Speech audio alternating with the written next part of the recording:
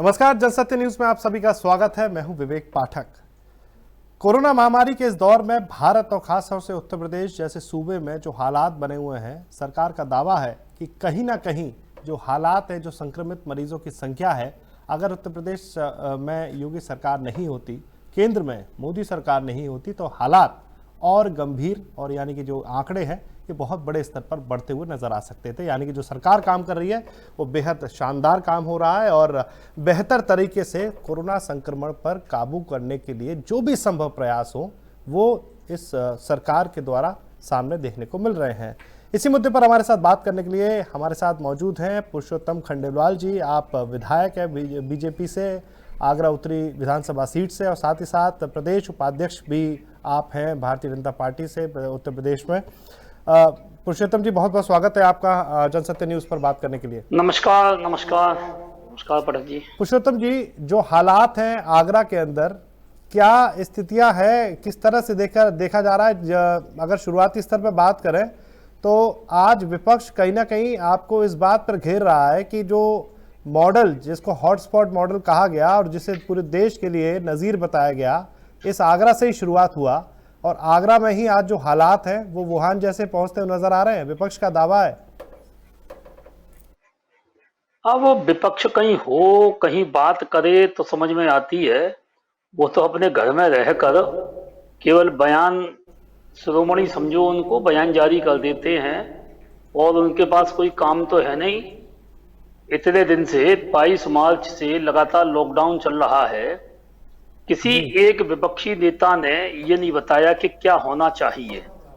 ये प्रशासन पूरी ताकत लगाए हुए है, भारतीय जनता पार्टी और समाजसेवी संगठन पूरी ताकत लगाए हुए हैं जी। हालातों को नियंत्रित करने के लिए लाखों लोगों को आगरा में भोजन करवा दिया आगरा के समाजसेवियों ने, आगरा की जनता ने।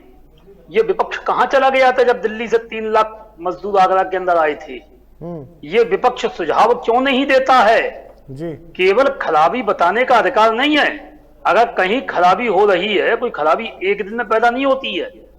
सभी को मालूम थी। उत्तर प्रदेश सरकार, केंद्र की सरकार, माननीय मोदी जी, तो योगी जी अनेक बार टीवी पे आकर लोगों को समझाने में लगे हुए थे। आखिर विपक्ष के नेता इस संबंध में कभी योगी जी से मिले? यहां आगरा में किसी विपक्षी नेता ने आगरा के जिलाधिकारी से भेंट की या वो बताएं कि उन्होंने आगरा में क्या समाज सेवा के काम किए, किसी गरीब को भोजन कराने की कोशिश की? क्या किया है? घर बैठे हुए वजह से। अगर कोई खराबी उनको दिखती है तो एक विपक्षी दल की भूमिका होनी चाहिए कि आए और सकारात्मक सुझाव वो सरकार को दें, प्रशासन को दें, मीडिया में दें। ना उन्होंने कोई मीडिया में सुझाव दिए, केवल ये कहें खराब है। अरे भाई, ये लड़ाई कोरोना की भाजपा बसपा सपा की नहीं है, कांग्रेस से नहीं है। ये लड़ाई कोरोना से लड़ाई है, किसी हिंदू मुसलमान की लड़ाई नहीं है। ये लड़ाई कोरोना से है और कोरोना से लड़ाई पूरे देश को एकजुट होकर लड़नी पड़ेगी। ये विपक्ष के लोग आरोप प्रत्यारोप हम सब बाद में भी लगा लेंगे। मैं विपक्षी लोगों को दावत देना चाहता हूं कि वो आए और बताएं कि आगरा कैसे ठीक रहे, उत्तर प्रदेश ठीक कैसे रहे। आप विधायक भी हैं, प्रदेश में भी आपके पास उपाध्यक्ष का पद है, आपकी बहुत बड़ी जिम्मेदारी है। ऐसी स्थिति में जो सरकार की जो स्थितियां हैं वहां पर आगरा में जो हालात बने हुए, लगातार कई जो संख्या में जो है बढ़ती हुई नजर आ रही है, 700 का आंकड़ा भी पार हो चुका है अब आगरा में। तो किस तरह से उत्तर प्रदेश सरकार इस पूरे मामले पर जो गंभीरता दिखा रही है, किस तरह के प्रयास जो है सामने निकल के आ सकते हैं जिससे कि इस संक्रमित जो आंकड़ा है कोरोना पॉजिटिव का, ये इस पर काबू पाया जा सके जल्द से जल्द? पाठक जी, मैं राजनीति की बात नहीं कर रहा हूं इस समय, ना राजनीति की आवश्यकता है। मैं कोई वो दूसरे नेताओं की तरह, सपा बसपा कांग्रेस की तरह नहीं है कि वो ऐसे दुखद घड़ी में भी राजनीति कर रहे हैं जहां मानव जाति को सीधा सीधा चुनौती मिल रही है कोरोना की, वहां राजनीति कर रहे हैं। हम लोग ये दावे के साथ में कह सकते हैं कि योगी सरकार की आप सत्ता में, आपकी जवाबदेही है, जनता आपसे पूछे कि बिल्कुल जवाबदेही है। हम और राजनीति से बचकर ये इस जिम्मेदारी से बचा नहीं जा सकता। आप विधायक भी हैं, हम दावे के साथ कह सकते हैं माननीय मोदी जी के मार्गदर्शन में विशेषज्ञों की राय के मुताबिक उत्तर प्रदेश की योगी सरकार ने पूरे उत्तर प्रदेश में कोरोना को नियंत्रित रखा और आगरा में भी बिगड़ते हालातों को काफी कंट्रोल किया है। मैं बधाई देना चाहता हूं उत्तर प्रदेश की योगी सरकार को।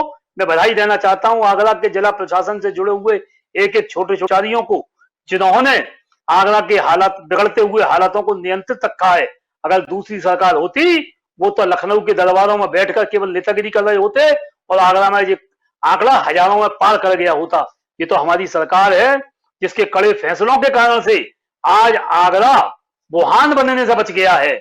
निश्चित रूप से आगरा के हालात खराब हुए हैं, लेकिन कोरोना में जिस प्रकार से संपूर्ण विश्व में, इटली में, अमेरिका में, इंग्लैंड में हालात खराब हुए हैं, उनके मुकाबले में अभी भारतवर्ष काफी ठीक है और आगरा भी काफी ठीक है। और विपक्षी दल केवल आरोप लगाने का काम नहीं करें, वो बताएं कि हमको क्या करना है। हम सब एक दूसरे की राय परामर्श से काम करती हैं। लेकिन मुझे खुशी है के ऊपर और आपकी पार्टी के ऊपर सपा और कांग्रेस, सपा से मैं आपको बता दूं प्रवक्ता है अनुराग भदौरिया, उन्होंने साफ तौर पर सवाल उठाया कि आपके अगर सरकार, अगर उनके कोई कार्यकर्ता अगर जनता के बीच में मदद करने के लिए जाते तो आपकी जो सरकार है उनके खिलाफ 188 मुकदमा दर्ज करके उन्हें जेल भेज देती है। अगर कांग्रेस की बात करें तो इमरान मसूद साहब है, सहारनपुर से कांग्रेस के वरिष्ठ नेता है, उनसे कल बात हुई तो उन्होंने कहा कि सरकार हमारे जो सजेशंस हैं जिसकी आप बात कर रहे हैं, हमारे सजेशंस को सकारात्मक तौर पर लीजिए और उनको लागू कीजिए, तो कम से कम जो देश में जिस तरह की आपकी बात आ रही है वहां भी आ रही है, तो सामंजस्य क्यों नहीं बैठ पा रहा? मैं सपा, बसपा, कांग्रेस के लोगों को निमंत्रण देना चाहता हूं कि आए और वो सेवा कार्य कौन से कर रहे हैं बताएं तो सही। कि हाँ, ये हो सकता है कि कहीं फोटो वोटो खिंचा रहे हो, सोशल डिस्टेंसिंग का ध्यान नहीं रखा हो, तो प्रशासन इस मामले में अगर सख्त है, चाहे वो सपा के लोग हों, चाहे वो भाजपा के लोग हों, चाहे बसपा के हों, चाहे कांग्रेस के हों, चाहे हिंदू हो मुसलमान हो, प्रशासन को सख्ती से पेश आना चाहिए। और फोटो खिंचाऊ, नेतागिरी कर छुटवैये नेताओं की तरह अगर सड़क पर घूमेंगे तो सख्ती हुई होगी।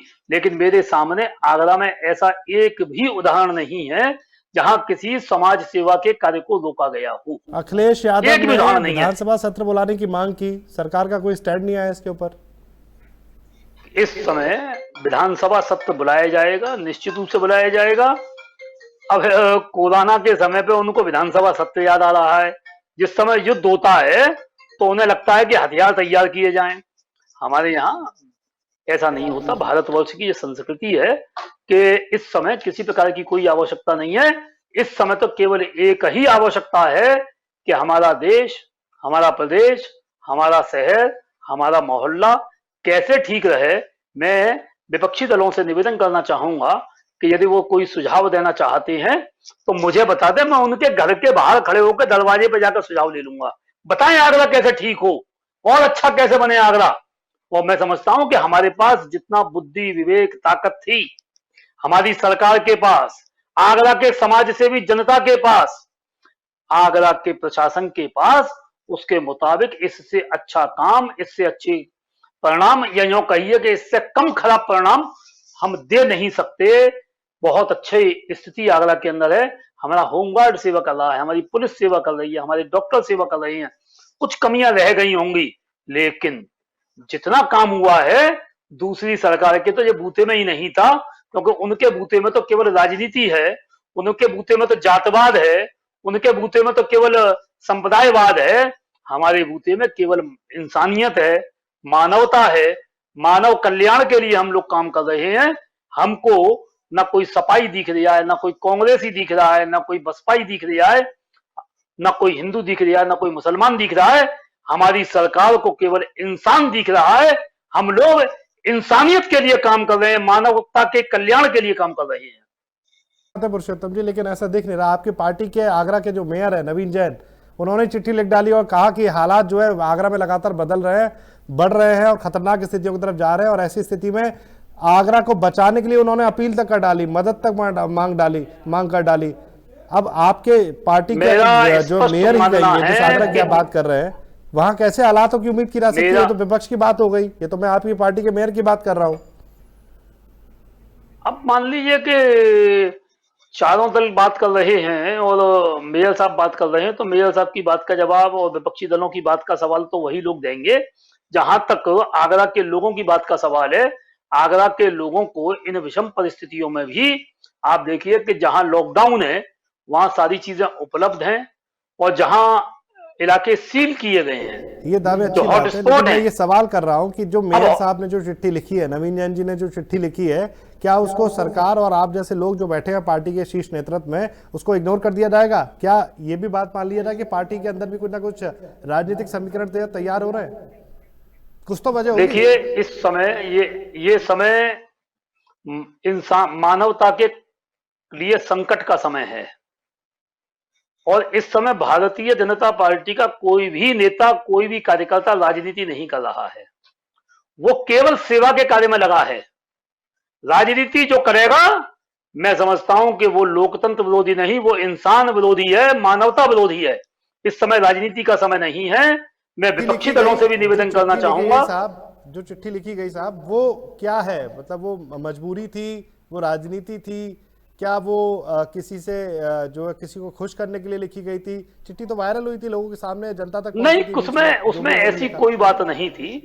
वो जवाब तो नहीं दे पाएंगे उसके विषय में, लेकिन समय समय पर हम लोग भी प्रशासनिक अधिकारियों को, जिला अधिकारी जी को, एसएसपी साहब को, शासन के स्तर पर भी कोई बात हमको अच्छी लगती है तो हम उनसे कहते हैं कि ऐसा नहीं, ऐसा कर लिया जाए। समय समय पर हम सब लोग आपस में राय परामर्श करते हैं। आपने वो चिट्ठी ना पढ़ी हो पुरुषोत्तम जी, लेकिन मैं आपको बता दूं, उसमें आगरा के जिलाधिकारी और जो मुख्य चिकित्सा अधिकारी है मुकेश वत्स, उनके खिलाफ जो है बात कही थी, और उन्होंने साफ तौर पर कहा कि जो स्थितियां हैं वो प्रशासनिक स्तर पर नहीं संभाल पा रही है अधिकारी, और इसकी वजह से आगरा की जनता को उसका खामियाजा भुगतना पड़ रहा है। और लोगों की शिकायत भी है, जो वहां के अधिकारी हैं वो ठीक तरह से संभाल नहीं पा रहे स्थितियों को, उनके ऊपर एक्शन क्यों नहीं हो रहा, दूसरी चीजें क्यों नहीं हो रही, नोडल अधिकारी वहां पर नियुक्त कर दिए जाते हैं, उसके बावजूद भी वो उन स्थितियों को कंट्रोल नहीं कर पा रहे हैं, एक रेक्टिफाई रिपोर्ट जो तैयार नहीं कर पा रहे हैं, ऐसा क्यों?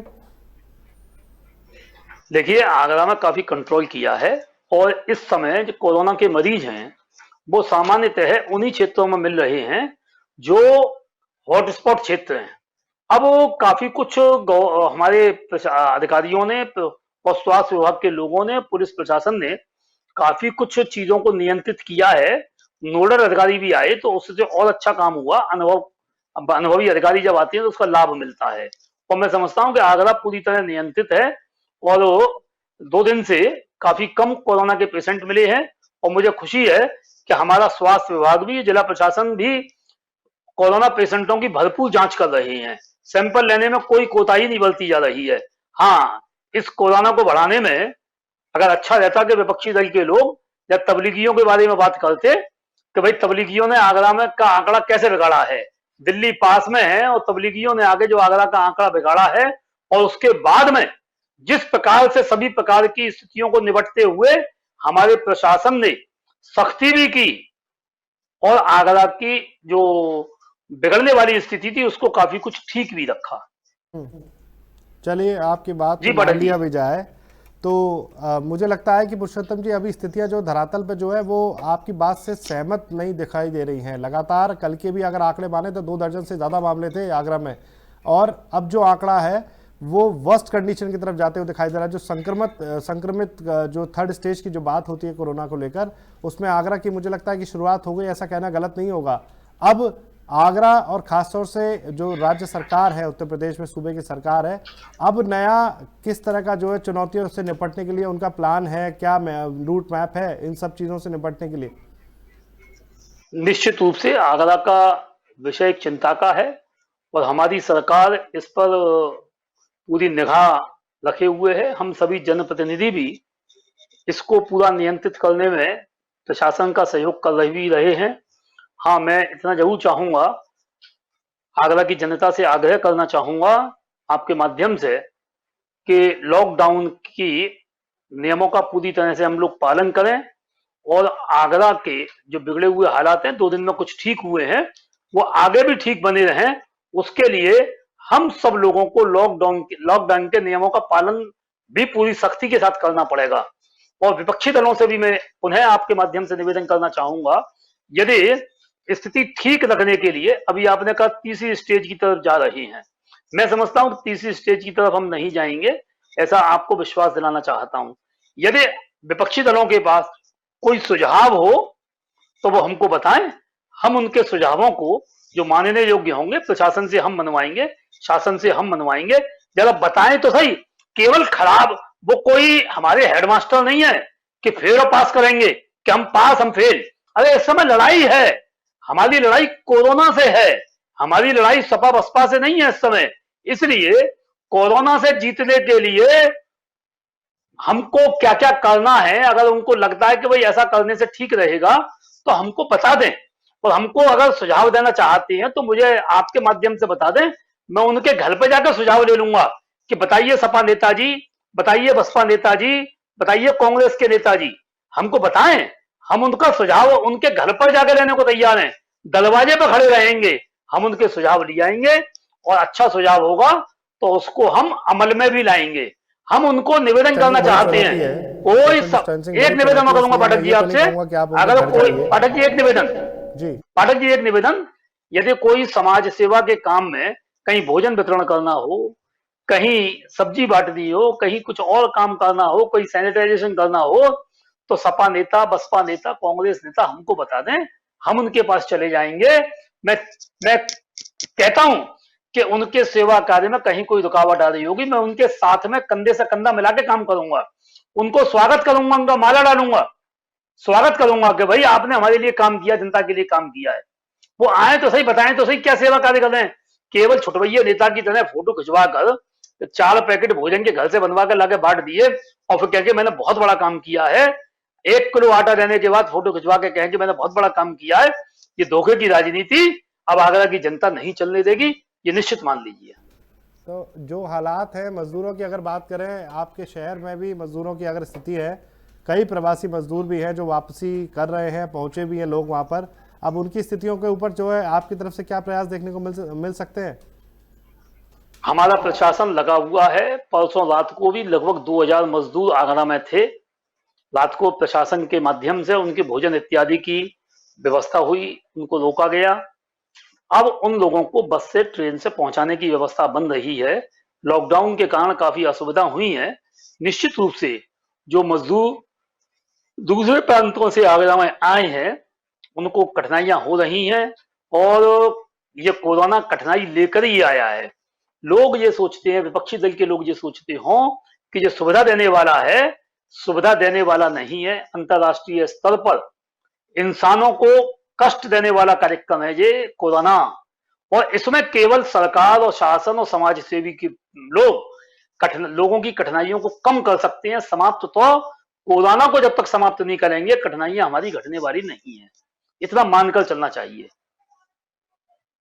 अब जो स्थितियां चल रही है उसको अगर जीतना है तो कहीं ना कहीं एक साथ चलना पड़ेगा, सरकार को, विपक्ष को, सरकारी मशीनरीज को। ये बहुत बड़ा सवाल है।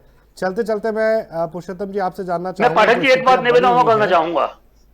जी जी बोलिए। पाठक जी मैं एक निवेदन कर दूं, इन विपक्षी दल के लोग जो आपके चैनल पर आके बहस करते हैं, डिबेट में भाग लेती हैं, उनसे ये कहो कि भाई आप चाहते क्या हो। भाई मैं आगरा में उनको कह रहा हूं कि आ जाए वो हमारे साथ, मैं उनके नेतृत्व में काम करने को तैयार हूं, विपक्षी दलों के नेतृत्व में। अरे भाई नेतागिरी वो कर लेंगे, मैं उनकी जिंदाबाद कर दूंगा, कुछ तो करेंगे भला। आए तो इसी सड़क पर, कोरोना से भयभीत होकर बिलों में घुस गए हैं ये विपक्षी दलों के नेता, उनको समझाइए कि सड़क पर आए और मास्क लगाकर सोशल डिस्टेंसिंग का ध्यान रखते हुए लोगों की सेवा करें, कुछ तो जेबों में से निकालें भाई। अच्छा चलिए, जेबों से निकालने की बात हो रही है। हालांकि जेब से निकालने की बात तो खुद कांग्रेस अध्यक्ष सोनिया गांधी ने भी कहा है कि भैया हर इकाई के लोग के जो है तो मजदूरों के लिए ट्रेन की व्यवस्था करेंगे, उनकी ट्रेन का टिकट का पैसा भी देंगे।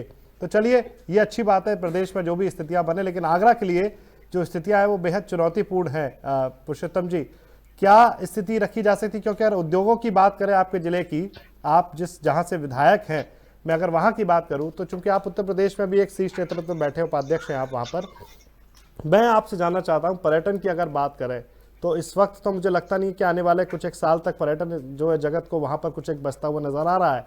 क्योंकि जब देश में भी अगर पर्यटन की बात करेंगे तो भी ठीक ठाक स्थिति से निपटने मुझे समझ में नहीं आता कि दूर दूर तक अभी पर्यटन में कुछ सुधार देखा जा सकेगा।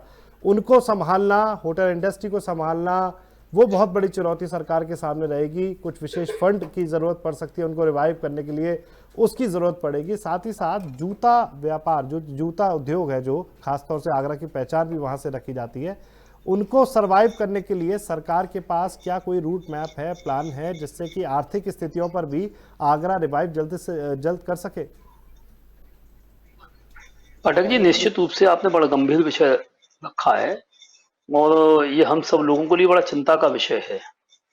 और आगरा जूता, पेठा, कालीन, बुरुश में अंतर्राष्ट्रीय स्तर पर इसकी पहचान है आगरा की।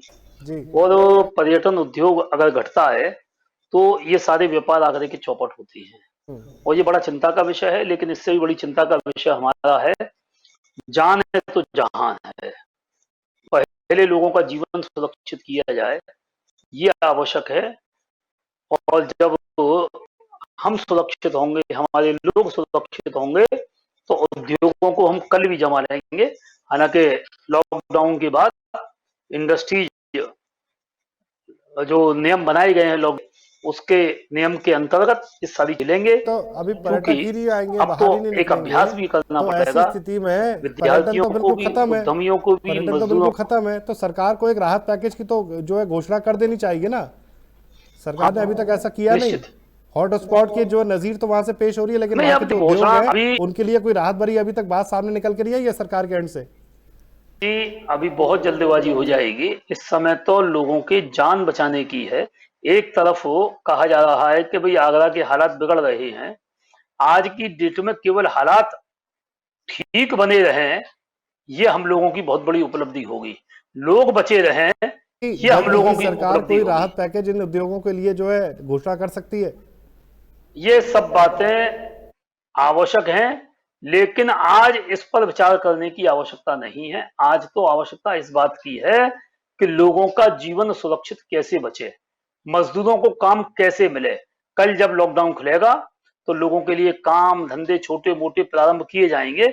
और जैसे बुखार होने के बाद में आपने देखा होगा, पुराने जमाने में जब आयुर्वेद की दवाई लेते थे तो पहले दाल का पानी दिया जाता था, फिर सब्जी दी जाती थी, फिर फल दिए जाते थे, इस प्रकार से रोटी दी जाती थी। ऐसे ही अब भी धीरे धीरे जब लॉकडाउन खुलेगा, पहले बाजार खुलेंगे, बाजार खुलने के बाद इंडस्ट्रीज खुलेंगे, धीरे धीरे हम बढ़ेंगे और इस बात को ध्यान में रखते हुए बढ़ेंगे कि कोरोना है और हमको कोरोना में जो सावधानियां रखनी है उसका अभ्यास इन 42-43 दिनों में हम लोगों को हो गया है।